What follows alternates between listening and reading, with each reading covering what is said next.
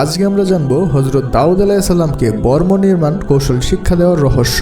তাফসির ইবনে কাসিরে বর্ণিত আছে, হযরত দাউদ আলাইহিস সালাম তার রাজত্বকালে ছদ্মবেশে বাজারে গমন করতেন এবং বিভিন্ন দিক থেকে আগত লোকদের জিজ্ঞেস করতেন যে দাউদ কেমন লোক, তার রাজত্বে ইনসাফ ও সুবিচার প্রতিষ্ঠিত ছিল।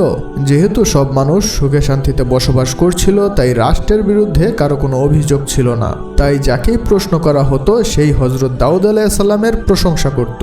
মহান আল্লাহ তাআলা তার শিক্ষার জন্য একজন ফেরেশতাকে মানুষের রূপে প্রেরণ করলেন। দাউদ আলাইহিস সালাম যখন বাজারে যাওয়ার জন্য ছদ্মবেশে বের হলেন, তখন ওই ফেরেশতার সাথে সাক্ষাৎ হলো।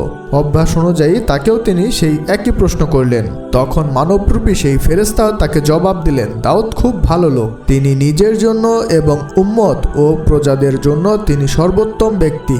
তবে তার মাঝে এমন একটি অভ্যাস আছে যা না থাকলে তিনি পুরোপুরি কামেল মানুষ হয়ে যেতেন। তিনি জিজ্ঞেস করলেন, সেটা কি অভ্যাস?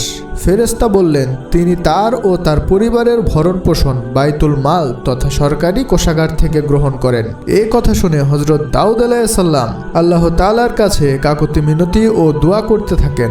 তিনি বলেন, হে আল্লাহ, আমাকে এমন কোনো হস্তশিল্প শিক্ষা দিন যার পারিশ্রমিক দ্বারা আমি নিজের ও পরিবারের ভরণ পোষণ চালাতে পারি এবং জনগণের সেবা ও রাজকার্য বিনা পারিশ্রমিকেই করতে সক্ষম হই। আল্লাহ তাআলা তার দোয়া কবুল করলেন এবং তাকে বর্ম নির্মাণ কৌশল শিখিয়ে দিলেন।